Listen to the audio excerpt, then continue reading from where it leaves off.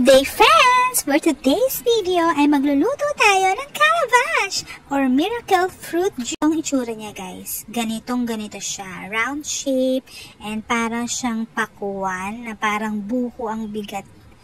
Ang laki niya, guys, oh. Siguro mga nasa 3 to 5 kilograms ang bigat nito, and mas malaki pa siya sa ulo ko. Ganyan ang itsura niya kapag naluto na natin. First of all, kailangan muna nating syempre, biyakin. Alam nyo ba, guys, hindi ko na nga pinakita kung paano namin siya biniyak. Kasi ang tigas niya, guys. Alam nyo ba, ginamitan na namin ng kung ano-anong pangbukas. Hindi talaga nabuksan. Ayun pala, lagari lang ang kailangan. At after nga namin gamitin yung lagari, nabiyak din siya at nabuksan na namin. Kulay puti yung laman niya, parang ganyan, oh. Para siyang buko. White flesh and ayan, kalahati nga, halos magpuno na tong kaserola. Pwede na nga gawing helmet itong kaniyang bao. Para talagang buko siya, guys. O, ayan, nilulutuin na natin siya rito sa kaserola.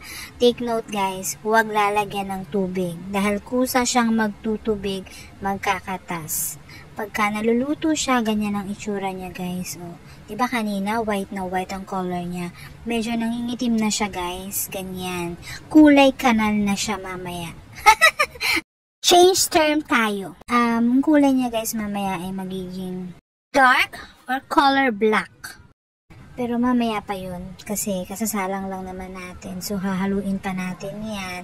Para maluto hanggang sa ibabaw. O, diba? Ganyan. Kapag nga itim na siya, ibig sabihin, naluluto na siya at lumalabas na yung lahat ng katas niya. At may mga puti pa nga na parts, so, lutuin pa natin. Halu-haluin lang natin. Ayan, maghalu-halu kay ubi lang tayo din, Char.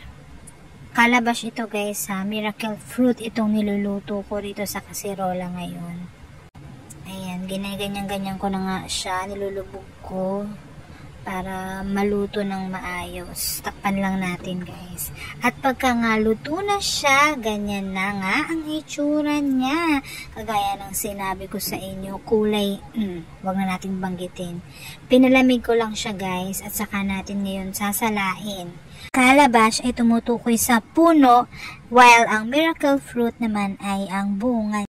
At alam nyo ba, guys, na ang bunga nito, calabash, ay ginagamit din sa tradisyonal na medisina para sa iba't ibang mga layunin gaya ng respiratory relief, paggamot sa hika, ubo at bronchitis sa pamamagitan ng pag-alis ng mga problema sa panghinga. Kakatulong din sa ating digestive health, paggamit bilang mild laxative upang itaguyod ang paggalaw ng bituka at mabawasan ang constipation. Din itong anti-inflammatory properties upang makatulong sa pagbawas ng pamamaga upang mapawi ang arthritis, sakit ng kalamnan at pamamaga.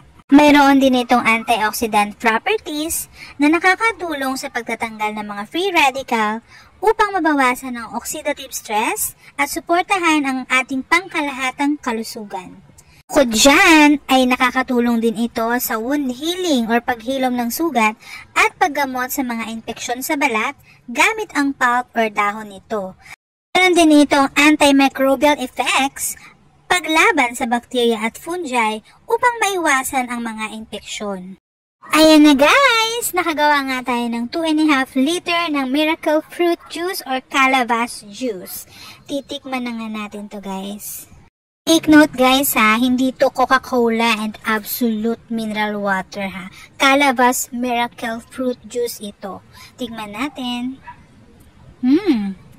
Masarap siya. May pulp, tanggalin natin.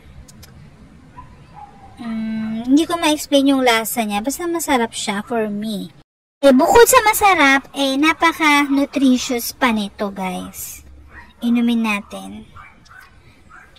May aftertaste siya, guys. Kaya minsan nilalagyan namin siya nitong powdered grape juice para lang kaunti lang, para lang matanggal yung kanyang amoy.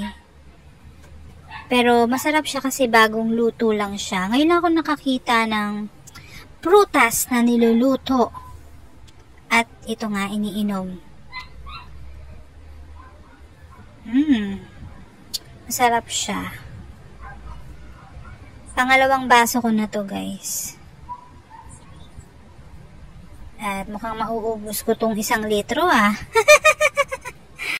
Para lang siyang wine, guys.